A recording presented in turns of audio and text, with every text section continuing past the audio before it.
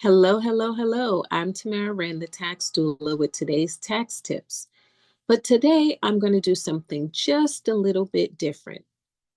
If you're anything like me, you've been wondering what has the impact been so far since the layoffs at the IRS. So I decided to do a little bit of digging and see if I could find any data that would let us know, has there been any slowdowns in processing of returns? Has there been any changes in their ability to answer phone calls in a timely manner? And the truth of the matter is, I haven't been able to find any data either way. But here's some of the things that I did find that the layoffs would definitely have an impact on. So I'm just going to pull up my screen here and take a look.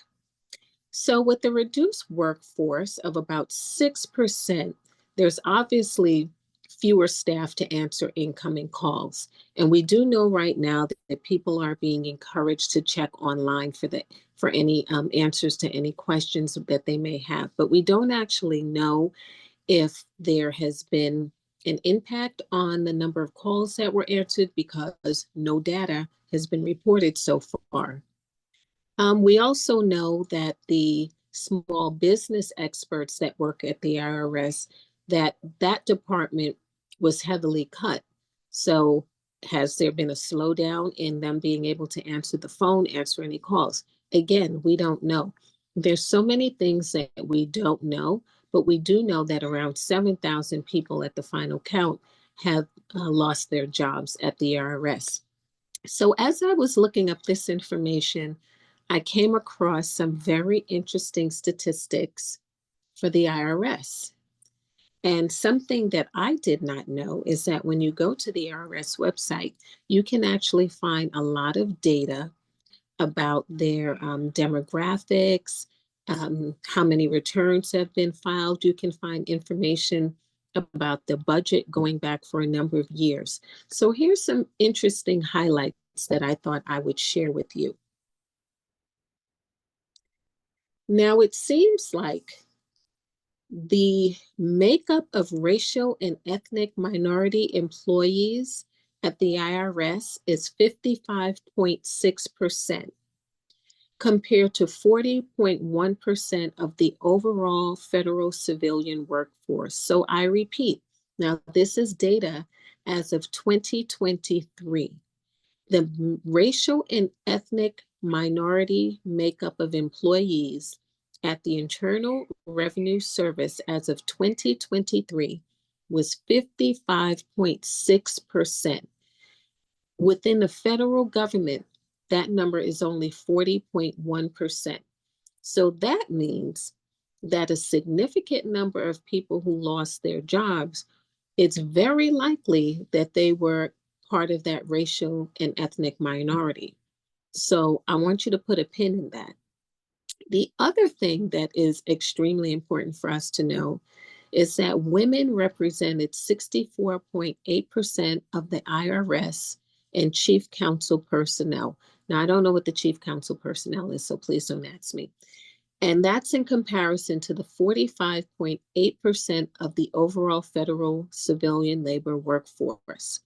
So listen again, people. Racial and ethnic minorities, 55.6%. This is 2023 data. Women, 64.8% of the workforce. So it is reasonable assumption to make that a significant number of the people who are losing their jobs or have lost their jobs or will continue to lose their jobs at the IRS will be women, put a pin in that, and racial and ethnic minorities. And why is this important? Because we already know that there are gaps. We know that there are gaps in terms of hiring practices. We know that there are gaps in terms of income, the ability to generate income, the ability to gain wealth. We know that when women suffer, when mama suffers in the workforce, the whole household probably suffers. So knowing that a significant number of the workforce at the Internal Revenue Service is racial and ethnic minorities and women should make us just pause and think about that for a minute. Who is going to be hurt? What households are going to be hurt? I wonder how many of these households are led by women. I wonder how many of these households are led by women who have children that they're taking care of. And there's even a diagram that I'm looking here in terms of the full-time equivalent positions. And it seems like between 2014 and 2023, it wasn't until 2023 that there were a significant number of employees. A matter of fact, um, it seems like in 2014, it was a high of almost 85,000 employees. And that number dipped to below 75,000 at its lowest between 2014 and 2023. So it wasn't until very recently, 2023, that the IRS actually hired more people to take on the workload. And here's a couple of things I want you to think about. What has happened with the IRS in the last few years when you think about automation?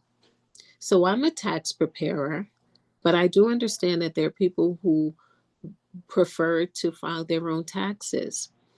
And over the last few years, the IRS has been working to make that possible.